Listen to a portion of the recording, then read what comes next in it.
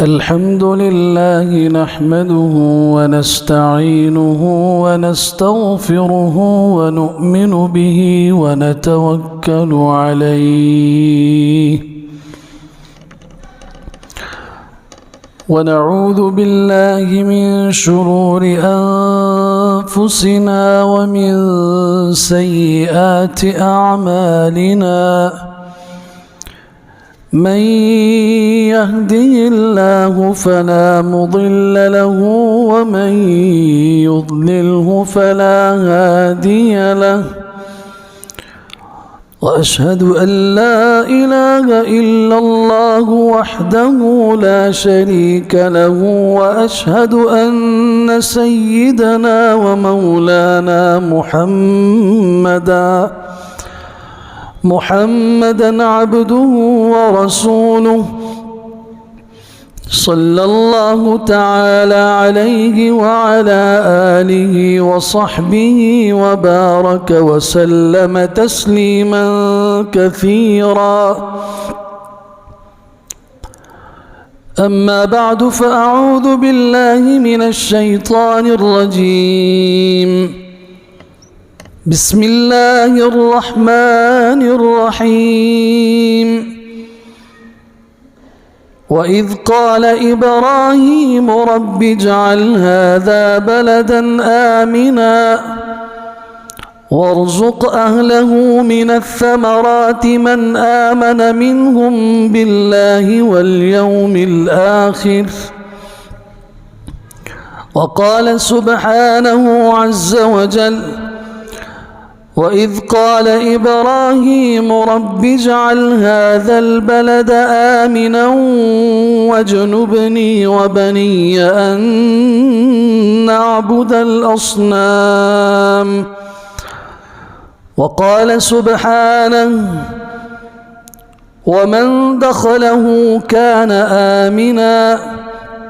وقال عز وجل وهذا البلد الأمين. وقال سبحانه وإذ جعلنا البيت مثابة للناس وأمنا واتخذوا من مقام إبراهيم مصلى. صدق الله مولانا العظيم وبلغنا رسوله النبي الكريم ونحن على ذلك لمن الشاهدين والشاكرين والحمد لله رب العالمين.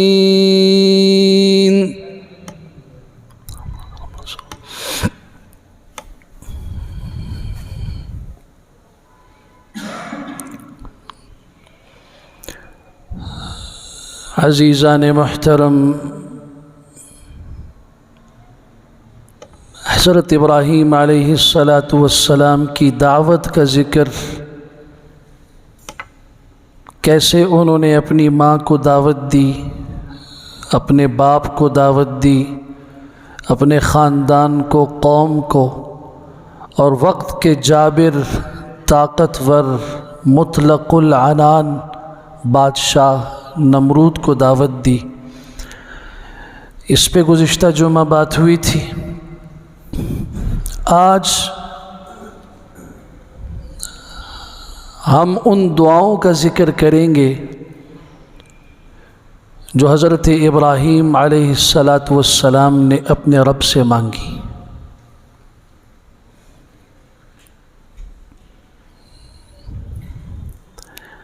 और हकीकत में कुरान मजीद में अल्लाह ने इन दुआओं को ज़िक्र करके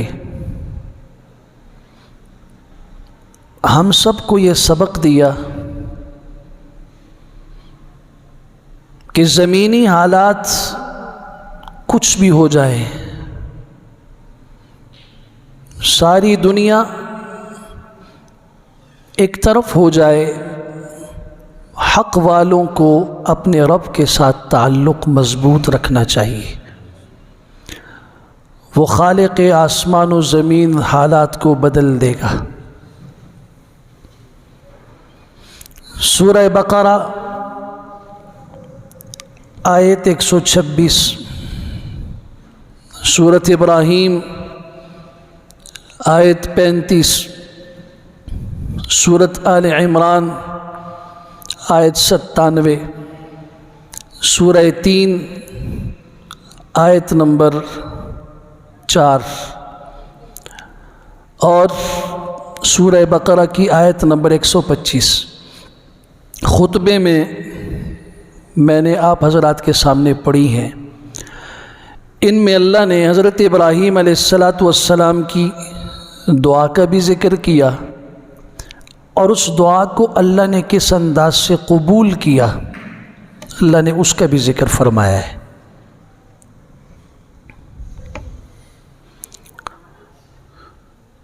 پہلی دعا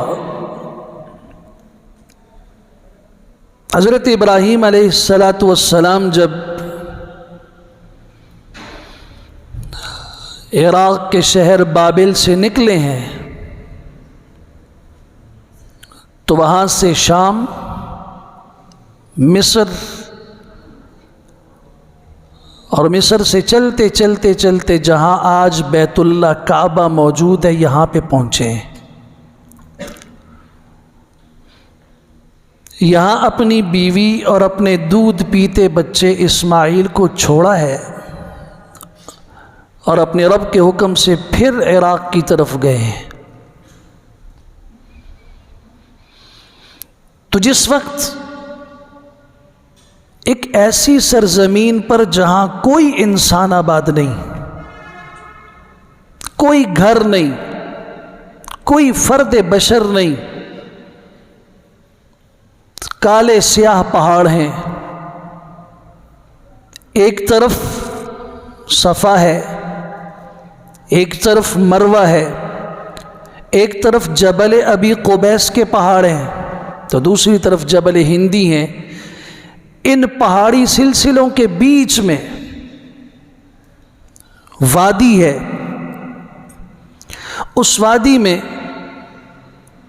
ایک حضرت ابراہیم ہیں، ایک ان کی بیوی ہیں، ایک چھوٹا بچہ ہے۔ اللہ کا حکم ہوتا ہے ان دونوں کو یہاں چھوڑ کے چلے جاؤ۔ حضرت جانے سے پہلے ایک دعا فرماتے ہیں، اس دعا کو میں اللہ نے توفیق دی تو قرآن و سنت سے تفصیل کے ساتھ اس کے آثار اور اس کے نشانات بیان کروں گا۔ اللہ تعالی ہمت اور توفیق نصیب فرمائے۔ وَإِذْ قَالَ إِبْرَاهِيمُ رَبِّ اجْعَلْ هَذَا بَلَدًا آمِنًا، جب کہا ابراہیم علیہ السلام نے اے میرے رب اس کو امن والا شہر بنا دے۔ یا سبحان اللہ، ایک گھر بھی نہیں ہے، ایک مکان بھی وہاں پہ موجود نہیں ہے، اور حضرت دعا فرمائے اللہ اس کو امن والا شہر بنا۔ شہر میں تو سینکڑوں نہیں ہزاروں مکانات ہوتے ہیں۔ آپ اس اصول کو ذہن میں رکھیے کہ زمین پہ کیا ہو رہا ہے اس پر نہیں، نظر ہوگی اللہ کے کرم پر۔ وہ رب جب چاہے گا تو اس بے آب و گیاہ میدان کو شہر میں بدل دے گا، اور صرف شہر میں نہیں بدلے گا، ایسا شہر بنائے گا جو کائنات کے تمام شہروں کا، کائنات کی تمام بستیوں کا، کائنات کے تمام بلاد کا بادشاہ ہوگا۔ صرف شہر نہیں بنائے گا۔ رب اجعل هذا بلدا آمنا، اے میرے رب اس کو امن والا شہر بنا۔ یہ پہلی دعا ہے، اور آج اس امت کی ضرورت بھی ہے کہ اللہ ہمیں جو گاؤں دیے، بستیاں دی، شہر دیے، ملک دیے، اللہ ان کو امن کا گہوارہ بنا۔ امن و امان پہلا مسئلہ ہے۔ انسان کو امن ہوگا تو وہ گھر چھوڑ کے ملازمت کے لیے دور کا سفر بھی کر سکے گا، تجارت کے لیے گھر سے باہر بھی نکل سکے گا۔ اگر امن نہیں، وہ گھر نہیں چھوڑ سکتا، وہ ملازمت کے لیے دور نہیں جا سکتا، پڑوسی کو پڑوسی سے امن نہ ہو، محلے والے کو محلے والے سے امن نہ ہو، شہر میں امن و امان نہ ہو، ملک میں امن و امان نہ ہو، تو نظام زندگی تباہ و برباد ہو جاتا ہے۔ قرآن سکھا رہا ہے، حضرت ابراہیم علیہ السلام نے دعا فرمائی، اللہ اس کو شہر بھی بنا، امن والا بھی بنا۔ یہاں جو لفظ بلدن ہے یہ نکرہ ہے، اور اگر آپ سورہ ابراہیم کی آیت 35 پڑھیں گے تو وہاں ان الفاظ کے ساتھ دعا ہے، رب اجعل ھذا البلد آمنا۔ دونوں میں فرق یہ ہے، جس وقت ابراہیم علیہ السلام اپنی بیوی اور بیٹے حضرت اسماعیل کو چھوڑ رہے تھے، وہاں پہ کوئی گھر نہیں تھا، اس وقت یہ دعا فرمائی، اللہ اس کو شہر بھی بنا مستقبل میں اور امن والا بھی بنا۔ پھر بعد میں جب حضرت آئے ہیں وہاں پر کچھ آبادی اور شہر کی صورت بن چکی تھی، شہر بن چکا تھا، تب دعا فرمائی رب اجعل ھذا البلد، اللہ یہ جو شہر آپ نے بنا دیا ہے نا، اس شہر کو امن سے بھی بھرپور، امن کا گہوارہ بنا دیجیے۔ یہ پہلی دعا ہے، اس لیے اللہ تعالیٰ سے دعا مانگا کرو، اللہ مجھے امن نصیب فرما، اللہم استر عوراتی و آمن روعاتی۔ میرے اور آپ کے حبیب صلی اللہ علیہ وسلم اپنے رب سے دعا فرماتے ہیں، اے اللہ میری عزت کا بھی پردہ رکھ اور مجھے خوف سے امن بھی نصیب فرما، عزت بھی محفوظ رہے، امن بھی حاصل رہے۔ پھر اللہ نے حضرت ابراہیم علیہ السلام کی دعا کو سنا، قبول کیا، کیسے امن اللہ نے اس کو دیا، سبحان اللہ۔ اب سورت آل عمران کو پڑھیے، وَمَن دَخَلَهُ كَانَ آمِنًا، اللہ نے ایسا امن والا شہر بنا دیا دھرتی پہ، جو شخص اس مکہ میں داخل ہو جائے اسے امن حاصل ہے، اسے امن دے دو۔ یہ مسلمانوں کو خطاب ہے، مکہ مکرمہ میں اس شہر میں جو داخل ہو گیا اسے امن دے دو۔ کیسا امن؟ یہاں کے درختوں کو کوئی نہیں کاٹ سکتا، درخت کی اضافی ٹہنیاں کوئی نہیں کاٹ سکتا، وہاں کی گھاس پھوس اگر کہیں ہے حدود حرم کے اندر انہیں کاٹ نہیں سکتا، وہاں کے شکار کو شکار نہیں کر سکتا، شکار کرنا تو دور کی بات، اگر کسی نے کسی شکاری کو یہ بتا دیا کہ شکار وہاں چھپا ہوا ہے، اس طرف گیا ہے، اس کے اوپر بھی دم لازم ہو جاتا ہے۔ ایسا امن ہے کسی اور جگہ پہ؟ جانور کو امن، درخت کو امن، پودوں کو امن، انسانوں کو امن، اور تو اور اگر کسی نے جرم کیا باہر اور کس جرم کر کے وہ چھپ گیا حرم کے اندر، اب کیا ہوگا؟ امام احمد بن حنبل رحمۃ اللہ تعالی علیہ فرماتے ہیں کہ اس مجرم کو حرم پناہ نہیں دے گا، اسے وہیں پہ پکڑ کے گھسیٹ کے سزا دی جائے گی۔ کیوں؟ الحرم لا يعيد عاصيا ولا فارا بدم، حرم یہ گناہگار کو، مجرم کو اور قاتل کو پناہ نہیں دیتا۔ لیکن امام اعظم ابو حنیفہ رحمۃ اللہ تعالی علیہ کی فراست پہ قربان جائیے، فرمایا نہیں، قرآن مجید سورت آل عمران 4 پارے کی آیت 97 ہے، وَمَن دَخَلَهُ كَانَ آمِنًا، اللہ نے ہمیں حکم دیا ہے، یہ جملہ خبریہ ہے لیکن انشائیہ امر کے معنی میں ہے، من دخلہ فأمنوہ، جو حرم میں داخل ہو جائے اسے امن دے دو۔ اب اگر ہم حرم میں اس کو قتل کریں گے، سزا دیں گے، یہ حرم کے تقدس کی پامالی ہوگی، اس کو پکڑنے کی اور اس کو سزا دینے کی شکل یہ ہوگی، اس پہ نظر رکھی جائے گی، کڑی نظر رکھی جائے گی، اس کا کھانا پانی بند کر دیا جائے گا، اندر اس پہ ہاتھ نہیں ڈالیں گے تاکہ حرم کا تقدس خراب نہ ہو۔ کھانا پانی بند کر دیں گے، نقل و حرکت پہ نظر رکھیں گے، یہاں تک کہ وہ مجبور ہو جائے، اور مجبور ہو کر جب کھانے اور پانی کی تلاش میں حرم سے باہر نکلے پکڑ لیا جائے، سزا دے دی جائے۔ ایسا امن دنیا کی کسی اور جگہ پر ہے؟ تب تو اللہ تعالیٰ نے قسم کھائی، والتین والزیتون وطور سینین وہذا البلد الامین، اللہ قسم کھا رہا ہے مجھے اس امن والے شہر کی قسم۔ دعا کی تھی حضرت ابراہیم علیہ السلام نے، جب کوئی مکان بھی نہیں تھا، کوئی گھر نہیں تھا، اللہ نے اس کو شہر بنایا، امن والا شہر بنایا۔ کیسا امن والا؟ الذی اطعمہم من جوع وآمنہم من خوف۔ سورت پڑھیے آپ، سورہ قریش کے اندر، فَلْيَعْبُدُوا رَبَّ هَذَا الْبَيْتِ، لوگوں کو اس بیت اللہ کے رب کی عبادت کرنی چاہیے۔ کیوں؟ اس لیے کہ اس رب نے انہیں بھوک میں کھانا دیا، وَآمَنَهُم مِّن خوف، اور انہیں خوف میں امن نصیب کیا۔ کیسا خوف تھا؟ ضرب اللہ مثلا قریۃ كانت آمنة مطمئنة يأتيها رزقها رغدا من كل مكان فكفرت بأنعم الله فأذاقها الله لباس الجوع والخوف بما كانوا يصنعون۔ سورہ نحل 14ویں پارے کی آیت 112 ذرا پڑھیے۔ اللہ نے مثال بیان کی ایک بستی کی۔ یہ بستی کون سی بستی تھی؟ یہی مکہ والے لوگ تھے۔ اللہ نے ان کو امن بھی دیا، اللہ نے اطمینان بھی دیا، سکون بھی دیا، راحت بھی دی، اور اللہ نے ان کو رزق کی فراوانی بھی عطا فرمائی۔ پھر انہوں نے ناشکری کی، اللہ نے انہیں بھوک میں مبتلا کر دیا، خوف میں مبتلا کر دیا۔ انہیں ایسا امن حاصل تھا کہ تاریخ عرب پڑھیں آپ، سوائے مکہ مکرمہ کے ہر جگہ پہ جنگ، قتل و غارت، کوئی امن نہیں۔ آج رات کو سویا، کوئی پتہ نہیں کل زندہ رہے گا یا نہیں۔ کسی دوسرے طاقتور قوم نے حملہ کر دیا، مردوں کو، بچوں کو، عورتوں کو غلام لونڈیاں بنا کے بازار میں بیچ دیا، مال سب کچھ لے لیا، اونٹ تھے، بکریاں تھیں، بھیڑیں تھیں، گھوڑے تھے، سب کچھ لے لیا، کچھ بھی باقی نہیں بچا۔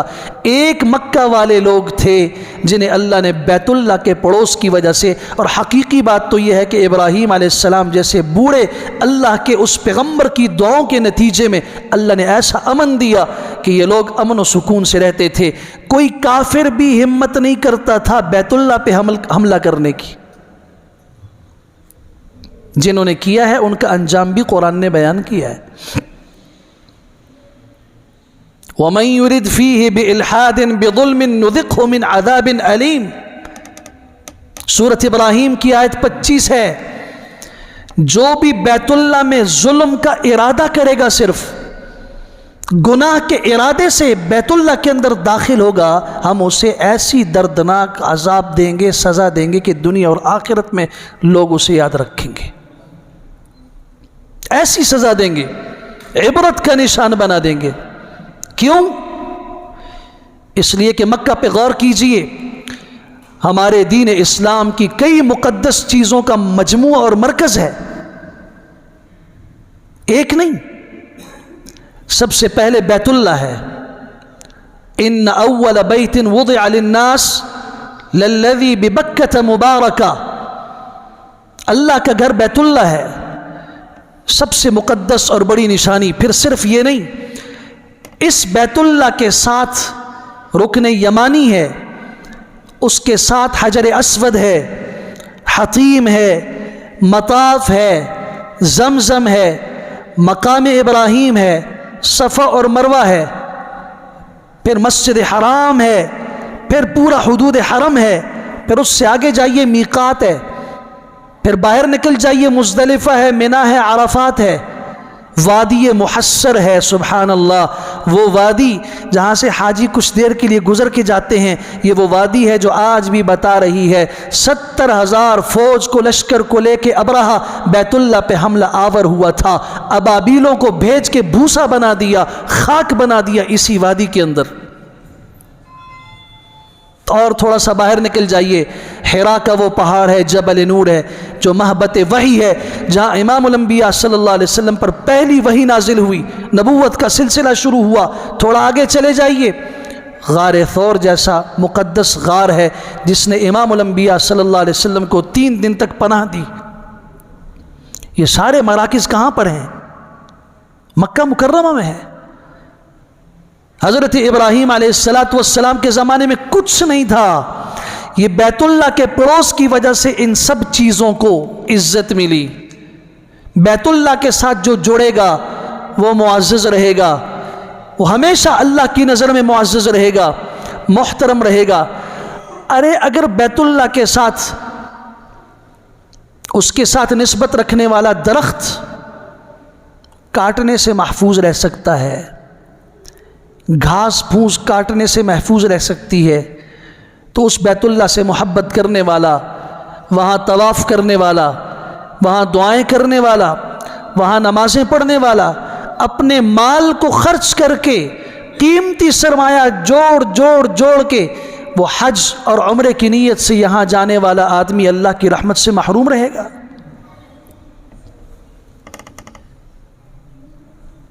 من دخلہ کان آمنا، جو بیت اللہ میں داخل ہوا اسے امن ملے گا۔ کچھ اہل علم نے کہا آخرت میں وہ اللہ کے عذاب سے مأمون اور محفوظ ہو جائے گا۔ اللہ نے اس کی ایسی حفاظت کی ہر زمانے میں۔ ابرہہ 70,000 آدمیوں کو لے کے آیا تھا، اونٹ تھے ان کے اندر 60، اور جس اونٹ پر یہ سوار تھا اس کا نام بھی محمود تھا۔ بڑے تم طراق اور جاہ و جلال سے آیا کہ میں مسلمانوں کا قبلہ گرانے آیا ہوں، ابراہیم خلیل اللہ کا قبلہ گرانے آیا ہوں۔ مکہ کے لوگ پہاڑیوں کی طرف نکل گئے، کسی ایک نے مقابلہ نہیں کیا، اور اس نے ہنس کے کہا تھا حضور صلی اللہ علیہ وسلم کے دادا سے، ہم آپ کے تاریخی مقدس مقام بیت اللہ کو گرانے آئے ہیں، آپ کو اپنے 200 اونٹوں کی فکر ہے۔ حضرت نے ایک جملہ فرمایا تھا، یہ جملہ آج مسلمانوں کو بھی سمجھ لینا چاہیے، جو دینی مقامات اور دین سے وابستہ لوگ اور دین سے وابستہ ایک ایک چیز کی تنقید کرتے ہیں، اس پہ تنقید کرتے ہیں، انگلی اٹھاتے ہیں، انہیں سمجھ لینا چاہیے ان کی طرف سے اگر جھگڑا کرنے والا، بات کرنے والا کوئی نہ ہوا تو اللہ ہے۔ کبھی ایسا ہوتا ہے آپ اپنے 200 اونٹوں کی بات کر رہے ہیں، ہم تو بیت اللہ کو گرانے آئے ہیں۔ حضرت نے فرمایا 200 اونٹوں کا مالک میں ہوں، وہ میرے مملوک ہیں، مجھے اپنے مملوکوں کی فکر ہے۔ بیت اللہ جس کا ہے، جس کا گھر ہے، جو اس کا مالک ہے، وہ خود اس کی حفاظت بہتر جانتا ہے۔ پھر اللہ نے حفاظت کی نہیں کی، ارسل علیہم طیرا ابابیل، اللہ نے کوئی بڑی چیز نہیں بھیجی، چھوٹے چھوٹے سے پرندے جن کی چونچ میں ایک کنکری تھی اور پاؤں میں ایک کنکری تھی، جدہ کے ساحل سے اڑتے ہوئے آئے کنکریوں کو لے کر، آج عرش والے کے ساتھ اس کے گھر کو گرانے کے لیے 70,000 کا جری لشکر آیا ہوا ہے، اور مقابلے میں اللہ نے نہ فرشتوں کو بھیجا، نہ کسی اور کو بھیجا، نہ ہوا بھیجی، نہ سمندر، کچھ بھی نہیں، چھوٹے سے پرندے بھیج دیے۔ قیامت تک کی انسانیت کو سبق دے دیا کہ اللہ سے مت ٹکراؤ، اس کے دین سے مت ٹکراؤ، ورنہ پاش پاش ہو جاؤ گے۔ جیسے ابرہہ اپنے لشکر کے ساتھ بوسا بنا تھا، نسل تک اس کی مٹ گئی تھی، آیا تھا بیت اللہ کو گرانے کے لیے، خود جسم میں پھوڑا لگا، ایک کنکری کا کچھ حصہ لگا، باقی سب ڈھیر ہو گئے۔ اللہ نے اسے عبرت کے لیے کچھ دنوں تک باقی رکھا، چیختا تھا، چلاتا تھا، لوگوں نے کہا معمولی سی کنکری کی وجہ سے چیخ رہے ہو، اس نے کہا تمہیں اس کی تکلیف کا احساس نہیں، میں موت مانگتا ہوں کہ میں مر جاؤں، مرنے کی تکلیف کم ہے، زندہ رہ کر میں اس تکلیف سے دوچار ہوں، یہ مشکل ہے۔ فجعلہم کعصف مأکول، اس اللہ نے انہیں کھائے ہوئے بھوسے کی طرح کر دیا۔ جانور جب بھوسا کھائے اس کی کیفیت دیکھ لینا۔ یہاں ذہن میں سوال یہ پیدا ہوتا ہے کہ قرآن مجید کہتا ہے من دخلہ کان آمنا، جو بیت اللہ میں داخل ہوا اس کو امن ہے۔ ہم تو تاریخ کو دیکھتے ہیں، بیت اللہ میں داخل ہوئے لوگ انہیں امن نہیں رہا، بعض حالات میں بعض ایسے حالات تاریخ میں پیش آئے ہیں کہ بیت اللہ کے اندر لوگ محفوظ نہیں رہے ہیں۔ آپ حضرات شاید چونکہ سارے بغیر علم کے عالم ہیں نا آپ، اور بغیر افتاء کے پڑھے ہوئے آپ سارے مفتی ہیں۔ ابھی 3 سال قبل جو کرونے کی صورتحال پیش آئی تھی، معروضی حالات کی وجہ سے بیت اللہ میں انہوں نے داخلہ بند کر دیا تھا، حج بھی متاثر ہوا۔ یہ سارے جو مفتی حضرات بیٹھے ہوئے ہیں، ہر ایک نے اپنا اپنا فتویٰ جاری کیا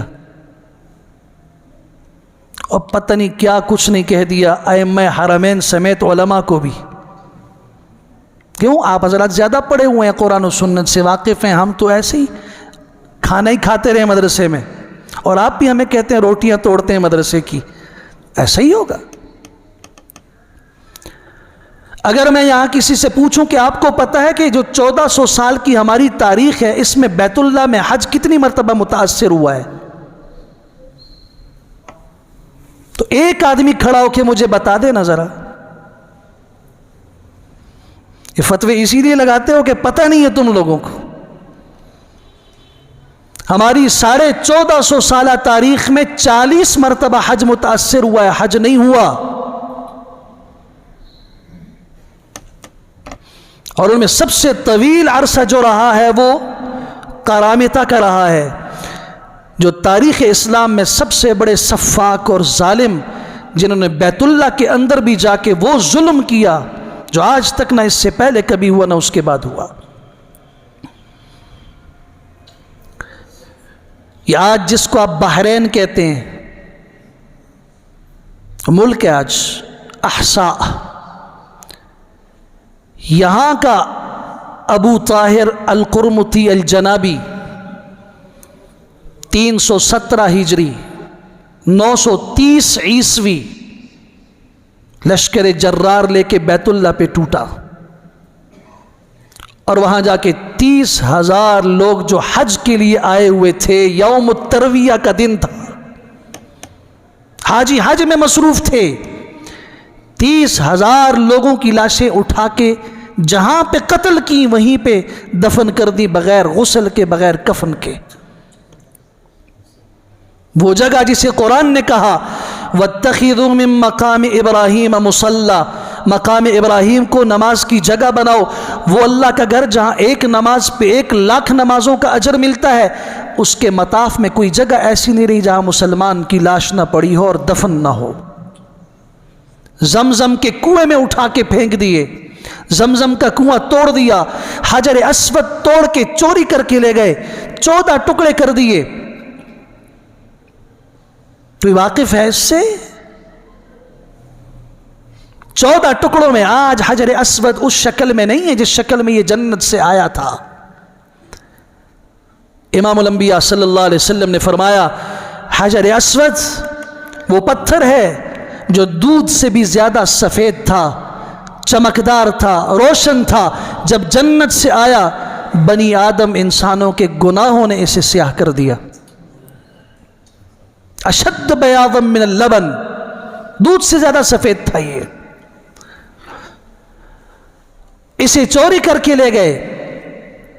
وہ سالم ایک پتھر تھا جس کے ٹکڑے ہوئے 14 ٹکڑوں کی صورت میں آج چھوٹے چھوٹے ٹکڑے ہیں اس کے، ان سب کو چاندی کے اس کے اندر محفوظ، خول کے اندر محفوظ کیا گیا ہے۔ یہ 930 عیسوی میں 317 ہجری میں رکن یمانی کو توڑ دیا، بیت اللہ کو توڑ دیا، مطاف سب کچھ کو توڑ دیا، اور پھر اس متکبر ابو طاہر الجنابی القرمطی نے کھڑے ہو کے کہا این اللہ این رب الکعبہ، کدھر ہے کعبے کا رب؟ کہاں ہے ابابیل بھیجنے والا؟ کدھر ہے مسلمانوں کا قرآن جو کہتا ہے کہ بیت اللہ کی طرف جو آئے گا اسے امن ہوگا، من دخلہ کان آمنا؟ این الامن؟ کدھر گیا امن؟ کون ہے؟ اگر یہ اللہ کا گھر ہوتا، لو کان ھذا بیت اللہ لصب علینا النار من السماء، اگر یہ اللہ کا گھر ہوتا تو وہ اللہ آسمان سے ہمارے اوپر آگ کی بارش کر دیتا۔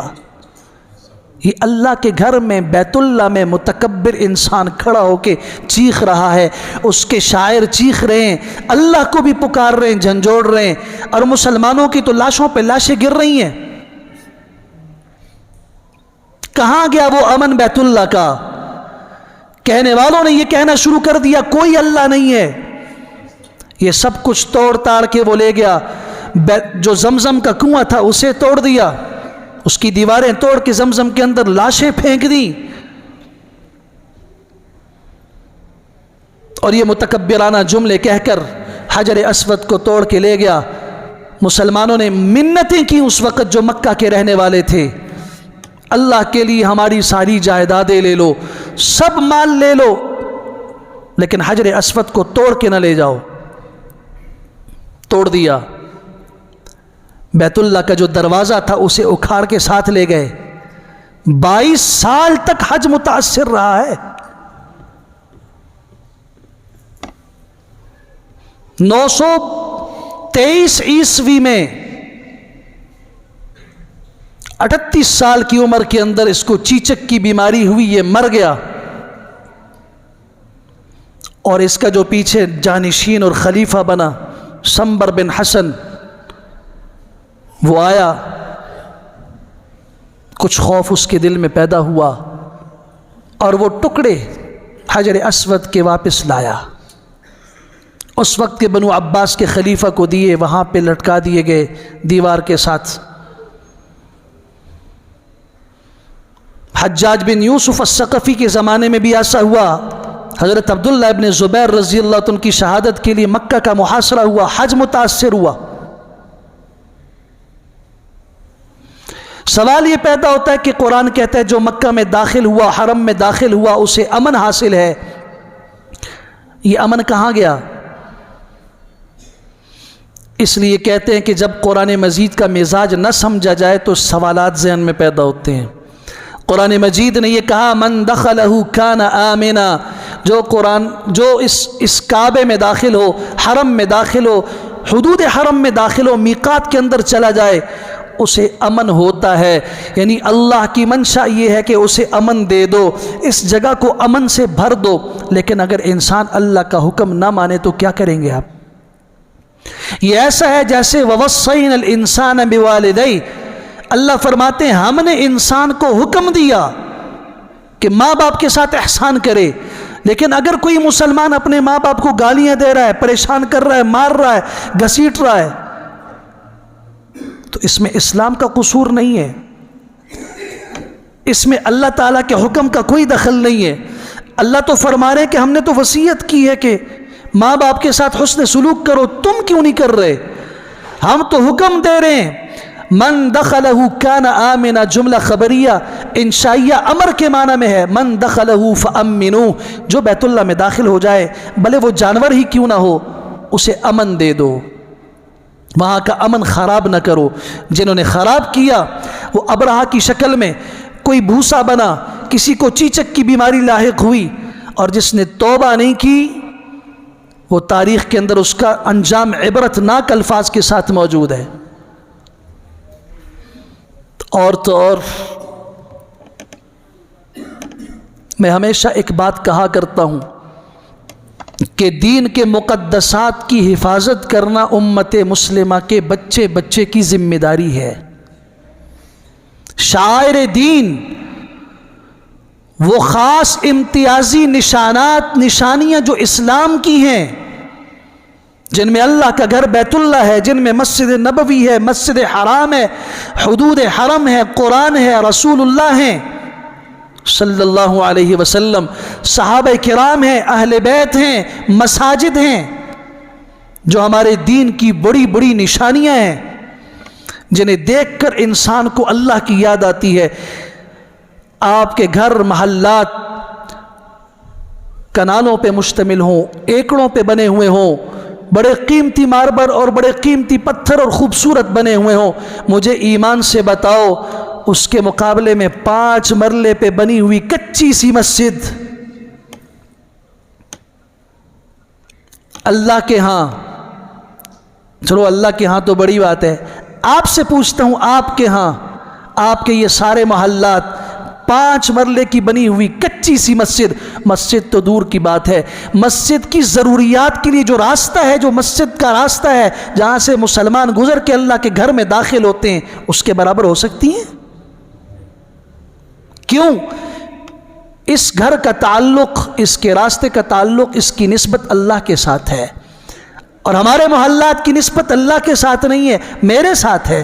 فلاں کا گھر ہے، فلاں کی کوٹھی ہے، فلاں کا محل ہے۔ جس چیز کی نسبت اللہ کے ساتھ ہو اس کی حفاظت کرنا، اس کا خیال رکھنا، یہ امت مسلمہ کے بچے بچے کی ذمہ داری ہے۔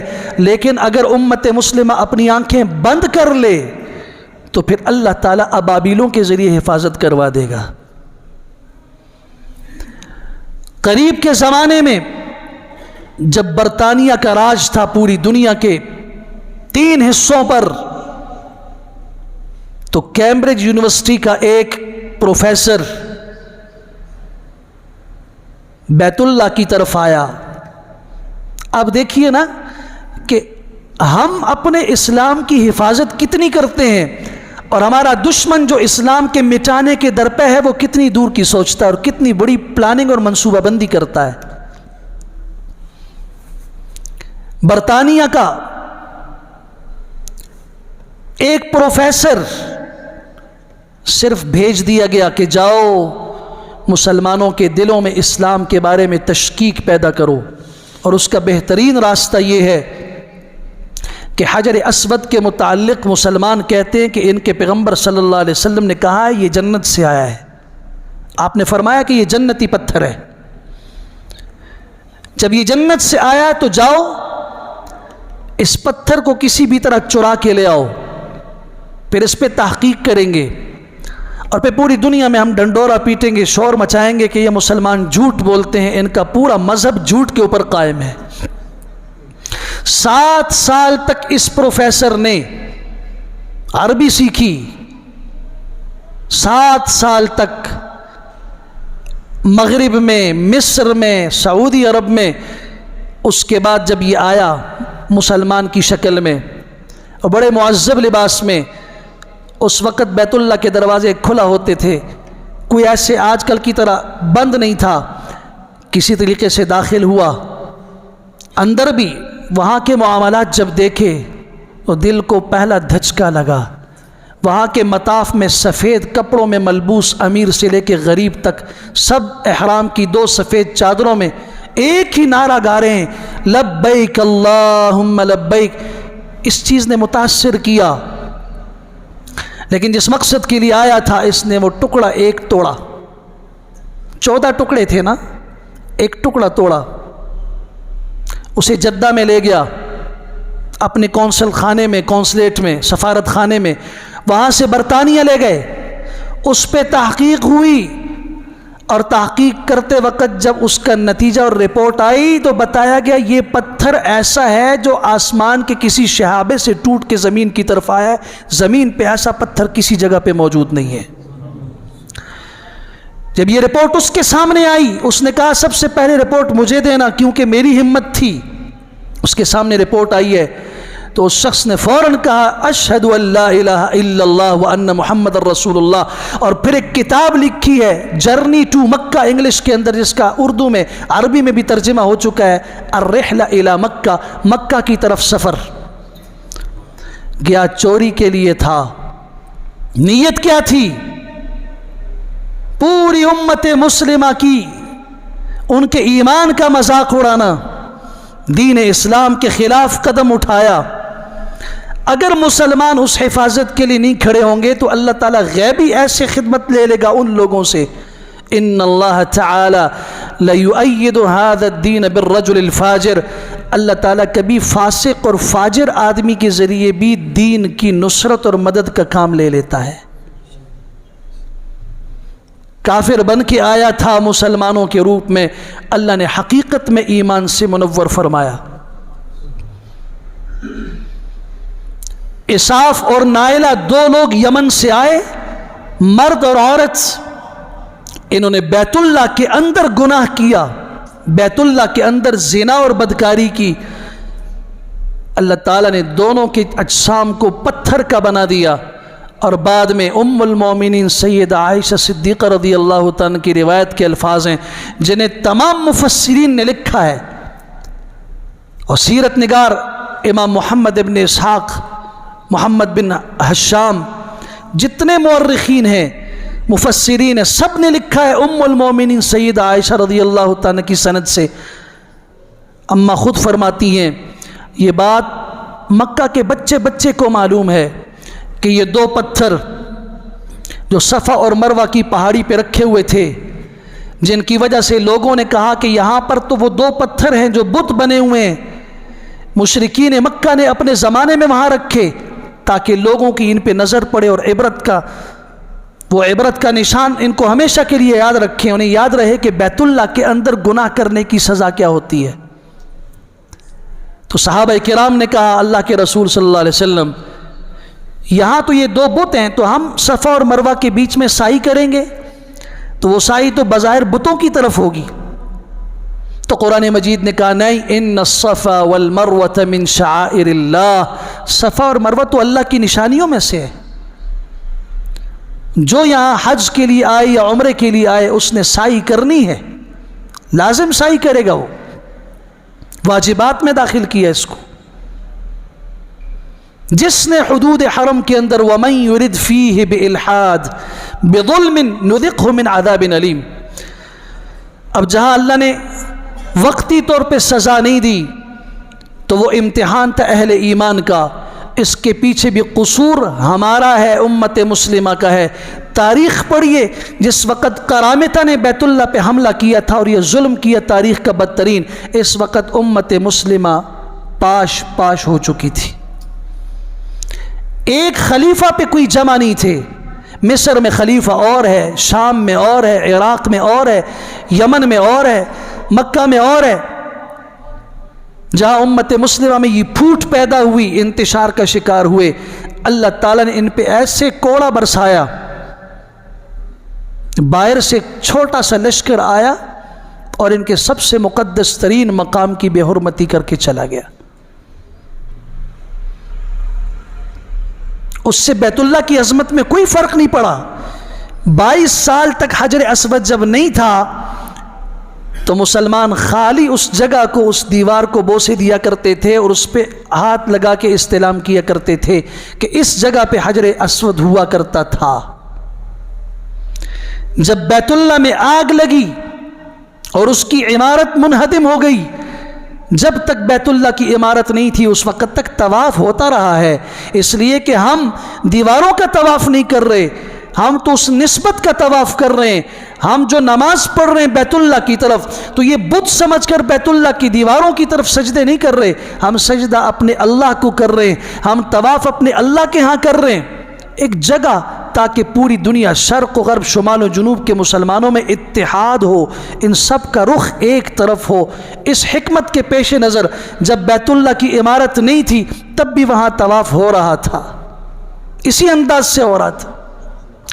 اللہ نے اس کو امن دیا اور اس وقت تک امن دیا، قیامت جب آئے گی دجال پوری دنیا کو تباہ و برباد کر کے مسخر کرے گا۔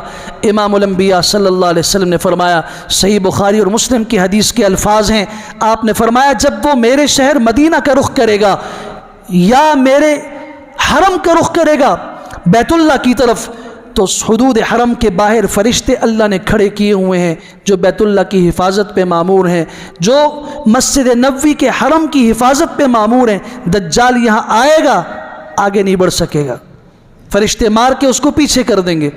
قیامت تک کے لیے یہ جگہ امن کی جگہ ہے، لیکن اس کا امن وہ انسانوں کو حکم دیا گیا کہ وہاں امن تم قائم رکھو۔ اگر انسان بگڑ گئے، قیامت جب قائم ہوگی نا، اس کا آخری سبب یہ ہوگا، بس آخری کام جو ہوگا اس کے بعد قیامت کا زلزلہ آئے گا، وہ یہی ہوگا کہ ایک ذوالفو شقتین داخل ہوگا اور وہ بیت اللہ کی اینٹ سے اینٹ بجا دے گا۔ جب بیت اللہ کو ہاتھ لگائے گا اور اس کی دیواریں گرائے گا، بس اللہ تعالیٰ دنیا کی بساط لپیٹ دیں گے، قیامت قائم ہو جائے گی، اس کے بعد کوئی فرد بشر اس دنیا پہ نہیں رہے گا۔ امت مسلمہ نہیں، پوری انسانیت اور دنیا کی بقا اگر ہے، تو وہ ایمان اور بیت اللہ کی وجہ سے ہے. بیت اللہ محفوظ ہے تو پوری دنیا محفوظ ہے. یہ کفر کرے، شرک کرے، گناہ کرے، ظلم کرے، چل جائے گا نظام، لیکن بیت اللہ کی طرف جب ہاتھ اٹھے گا، لا تقوم الساعة حتى يقال في الارض اللہ اللہ، جب تک زمین پہ ایک آدمی بھی اللہ اللہ کہنے والا ہے، قیامت اللہ نہیں قائم فرمائیں گے. جب ایک آواز بھی خاموش ہو جائے گی اور کسی ایک زبان سے بھی اللہ کا نام بلند نہیں ہوگا، اس وقت قیامت کا فیصلہ ہوگا. اللہ تبارک و تعالی ہمیں حرم کی محبت بھی نصیب فرمائے، اور اللہ تعالی حرمین شریفین کی بارہا زیارت بھی نصیب فرمائے. مالی اعتبار سے بھی اگر کوئی آدمی فقر اور فاقے کو دور کرنا چاہتا ہے، گناہوں سے معافی چاہتا ہے، تو رسول اللہ صلی اللہ علیہ وسلم نے فرمایا، صحیح مسلم کی حدیث ہے، حضرت عبداللہ ابن مسعود، عبداللہ ابن عمر رضی اللہ تعالیٰ دونوں کی روایت ہے، آپ نے فرمایا رسول اللہ صلی اللہ علیہ وسلم نے حکم دیا، تابعوا بین الحج والعمرہ، بار بار حج عمرہ کرو، بار بار حج اور عمرہ کرو. میں ہمیشہ کہا کرتا ہوں، نیک اعمال کے تانے کسی کو نہ دیا کرو. اگر کوئی مسلمان گناہ گار ہے تو اس کو یہ نہ کہو کہ بڑا حاجی آیا، وہ دیکھو جی حاجی ہے، وہ کم کے کرتا ہے، دیکھو عمرے کرتا ہے، ہر سال عمرے کرتا ہے، کام دیکھو وہ تبلیغی ہے، ایسا کر. اس کا کیا مطلب کہ جب گناہ کر رہے تو نیکی بھی چھوڑ دے. ایک اور جملہ کہہ رہا ہوں، ہمارے ہاں ذرا تصور دیکھیے، فکر سوچ دیکھیے. صاحب سنت ہے داڑھی رکھنا، رکھو. او جی داڑھی رکھ کے پھر گناہ جے کرنے نہیں تو پھر کیا فائدہ ہے؟ میں مسئلہ آسان کر رہا ہوں. داڑھی رکھ کے گناہ کریں گے، اس کا مطلب ہے کہ گناہ چھوڑنے کا تو ارادہ ہی نہیں ہے نا، یہ تو نہیں چھوڑنا ہم نے، لہذا نیکی کو چھوڑ دیتے ہیں. اور جس نے رکھی ہوئی ہے تو اس سے اگر گناہ ہو گیا، داڑھی دیکھو تے کام دیکھو، تہجد دیکھو کام دیکھو، تبلیغ دیکھو کام دیکھو، حج عمرے دیکھو کام دیکھو. ظالموں، اللہ کے اس دین کا اس میں کیا قصور ہے؟ یہ سارا قصور تو نفس کا ہے. اس نفس کو کہو نا، اس فرد کو کہو. دین کی طرف کیوں نسبت کرتے اس چیز کی؟ یہاں رسول اللہ صلی اللہ علیہ وسلم نے فرمایا، تابعوا بین الحج والعمرہ، بار بار حج اور عمرہ کرو. کیوں؟ فإنہما ينفیان الفقر والذنوب کما ينفی النار خبث الحدید. جیسے آگ لوہے کے میل کو، زنگ کو ختم کر دیتی ہے، اسی طریقے سے بار بار حج اور عمرہ کرنا انسان کے گناہوں کو بھی اور فقر اور فاقے اور تنگ دستی کو بھی ختم کرتا ہے. تنگ دستی بھی ختم ہوگی. یہ نہیں کہ جی حج پہ اتنی رقم لگتی ہے اور عمرے پہ 2 لاکھ 3 لاکھ روپے لگتے ہیں، پھر اوپر سے ہدایہ بھی اور یہ چیزیں، وہ جی اس کا نہیں ہوتا، باقی سارے کام کر لیں اس کے بعد یہ کام کریں گے. نہیں، امام الانبیاء صلی اللہ علیہ وسلم نے فرمایا تم حج اور عمرہ کر کے دیکھو، تمہارے فقر میں اضافہ نہیں ہوگا، فقر کم ہوگا، تنگ دستی کم ہوگی. اللہ ہمیں عمل کی توفیق نصیب فرمائے. وآخر دعوانا الحمدللہ.